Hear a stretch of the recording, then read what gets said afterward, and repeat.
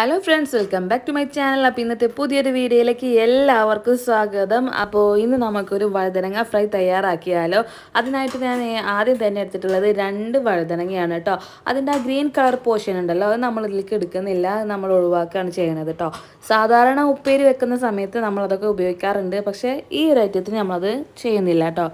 എന്നിട്ട് ഇതാ 2 വഴുതനങ്ങയും വട്ടത്തിൽ നമുക്കങ്ങ് കട്ട് ചെയ്തെടുക്കണം കേട്ടോ. കാണാനൊരു ലുക്കും കൂടെയാണ് കേട്ടോ അങ്ങനെയൊക്കെ കട്ട് ചെയ്തെടുത്താൽ. ഷേപ്പ് നമുക്ക് വട്ടത്തിൽ തന്നെ കട്ട് ചെയ്തെടുക്കണം എന്നൊന്നുമില്ല, നമ്മൾ ഇഷ്ടമുള്ള ഷേപ്പൊക്കെ വേണമെങ്കിൽ എടുക്കാവുന്നതാണ് കേട്ടോ. പക്ഷേ നമുക്ക് ഈ കാണാനൊരു ലുക്കിന് നമുക്ക് ഇതാണ് ഏറ്റവും കൂടുതൽ നല്ലതെന്ന് തോന്നി.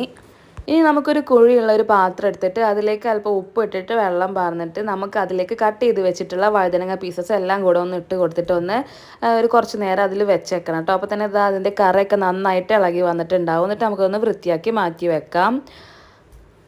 പിന്നെ അതാ ഒരു പാത്രത്തിലേക്ക് ആവശ്യത്തിന് മുളക് പൊടി, മഞ്ഞൾപ്പൊടി, ഒരു നുള്ള് മല്ലിപ്പൊടി, പിന്നെ ചിക്കൻ മസാല, ആവശ്യത്തിനുള്ള ഉപ്പ്, ഒരല്പം ഇഞ്ചി വെളുത്തുള്ളി ചതച്ചതും കൂടെ ഇട്ട് കൊടുത്തിട്ട് അല്പം സുറുക്കയും കൂടെ ഒഴിച്ച് കൊടുത്ത് നന്നായിട്ടൊന്ന് മിക്സാക്കി വെക്കാം.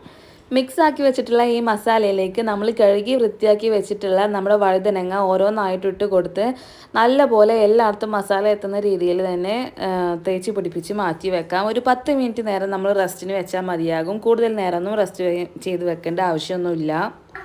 അപ്പോൾ കണ്ടില്ലേ, നമ്മളിത് ഓവർ തിന്നായിട്ടും അല്ല എന്നാൽ ഭയങ്കര കട്ടിക്കും അല്ലാത്ത രീതിയിലാണ് കേട്ടോ അത് കട്ട് ചെയ്തിട്ടുള്ളത്. അല്ലാതെ ഒരേ ഷേപ്പിൽ തന്നെ നമുക്ക് കിട്ടിയിട്ടൊന്നുമില്ല, എന്നാലും കുഴപ്പമുണ്ടായില്ല. അപ്പോൾ ഒരു 10 മിനിറ്റിന് ശേഷം നമ്മളൊരു പാൻ അടുപ്പത്ത് വെച്ചു. അതിലേക്ക് ആവശ്യത്തിന് ഓയിലും കൂടെ ഒഴിച്ച് കൊടുത്തു.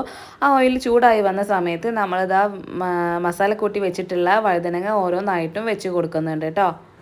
അപ്പോൾ ഇനി ഓരോ ഭാഗം ആവുന്നതിനനുസരിച്ചിട്ട് തിരിച്ചു മറിച്ചിട്ടും കൊണ്ടൊന്ന് വേവിച്ചെടുക്കേണ്ട ആവശ്യം തന്നെ ഉള്ളൂ.